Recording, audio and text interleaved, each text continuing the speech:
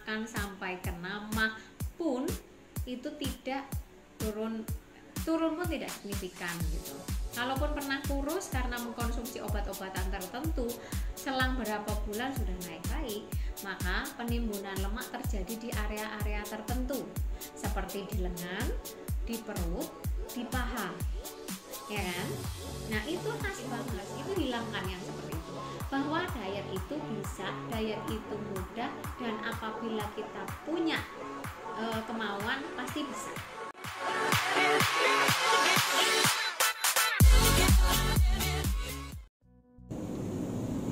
Halo, assalamualaikum warahmatullahi wabarakatuh. Ketemu lagi dengan saya di acara sharing selepas praktek. Nah, pada kesempatan kali ini kita mau ngobrolin soal sharing pasien saya yang menganggap bahwa diet itu susah, menguruskan badan itu susah. Nah,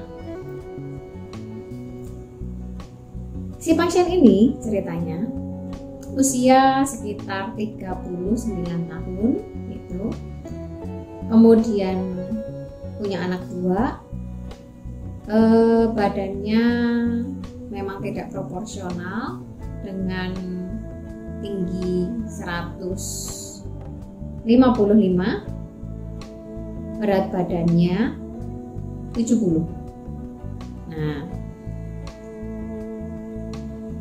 saya gali lebih dalam terkait dia apa saja yang sudah dilakukan terkait dengan diet itu sendiri dan seberapa dalam pemahaman tentang diet itu sendiri.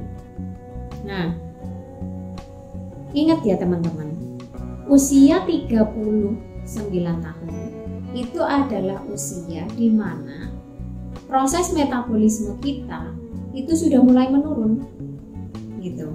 Fungsi organ tubuh kita juga sudah mulai menurun, apalagi wanita gitu kan. Banyak faktor hormonal lah, kemudian penuaan, kemudian menjelang menopause dan lain-lain yang menyebabkan metabolismenya menjadi turun. Nah, untuk menstabilkan bagaimana agar metabolismenya tetap terjaga dengan baik sehingga tidak terjadi obesitas, kan begitu ya, sehingga mudah dalam berdiet atau menurunkan berat badan, ini yang harus dijelaskan secara detail.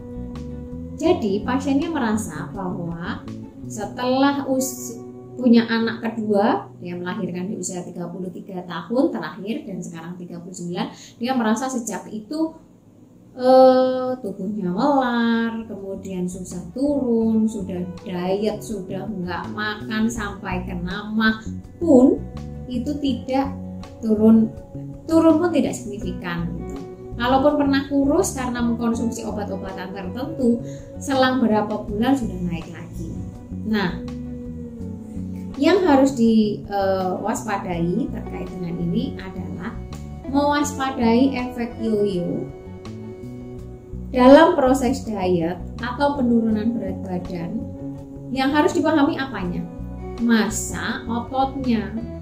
Dengan turunnya metabolisme tubuh, itu berarti kita harus memperbanyak massa otot di dalam tubuh kita.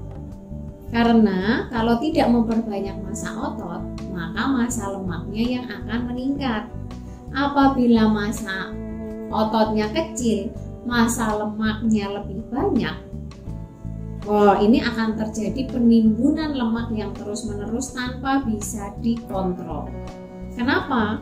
Si pembantu metabolisme ini adalah otot, itu tidak bekerja secara optimal karena masanya cuma kecil.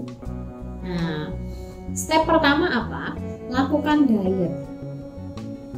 Diet itu ingat, bukan mengurangi makan, tetapi mengatur pola makan. Mengatur pola makan yang seperti apa? Mengatur pola makan, no gula, no karbo, karbohidrat yang nasi ya, kemudian no tepung itu. Cari karbohidrat yang dari real food atau karbohidrat kompleks, entah itu kentang, ubi, singkong, jagung, semuanya rebus dan lain-lain. Perbanyak protein. Kenapa? Karena sebenarnya protein itu akan membantu membakar karbohidrat yang ada di kita. Karbohidrat boleh sesekali makan karbo, boleh sesekali kalau memang itu makan nasi. Tapi kalau nanti sudah ngerasain enaknya makan makanan selain nasi, sehingga kita bisa makan banyak dengan enak tapi tidak membuat gemuk, ingat ya, nanti pasti ketagihan. Nah, kurangi 3 itu atau tidak melakukan konsumsi yang 3 itu. Terus keluhan selanjutnya suka apa? Perutnya buncit gitu kan. Nah, apa sih yang menyebabkan penimbunan pada perut itu? Kan karena memang metabolismenya tidak berjalan dengan baik, maka penimbunan lemak terjadi di area-area tertentu seperti di lengan, di perut, di paha, ya kan? Nah, itu khas banget, makanya kenapa bapak-bapak semakin lanjut usianya semakin buncit. Ibu-ibu juga kadang badannya kurus, perutnya buncit. Nah, karena penimbunan itu. Penimbunan itu terjadi akibat konsumsi gulanya masih tinggi, gorengannya masih ada, tepung dong berarti, kue-kuean manis masih ada, tepung juga berarti, karbohidrat nasinya masih tinggi. Nah, terkumpullah di area-area yang saya sebutkan tadi, lengan, perut, paha. Tolong kurangin itu dulu, itu pertama. Jadi kita mengatur diet kita. Diet yang pertama tujuannya apa? Agar massa lemaknya berkurang. Kenapa? Karena kalau kita tidak memberikan asupan karbo yang tinggi glukosa dan karbohidrat itu, contoh nasi ya, kalau dikunyah lama efeknya apa? Efeknya manis. Nah, itu menunjukkan bahwa dia terjadi perubahan dari karbohidrat menjadi gula. Makanya sebenarnya karbohidrat itu adalah pensuplai gula dalam tubuh kita. Makanya kenapa harus pakai karbohidrat yang kompleks itu tadi, yang dari real food gitu. Nah, kalau berat badannya sudah mulai turun karena kita mengatur pola makannya, makan banyak-banyak serat, banyak protein, sayuran, buah-buahan, tapi tidak nasi, tidak tepung, tidak gula, sudah saya pastikan bahwa berat badannya akan turun. Percaya. Jangan pernah ada kata-kata gini.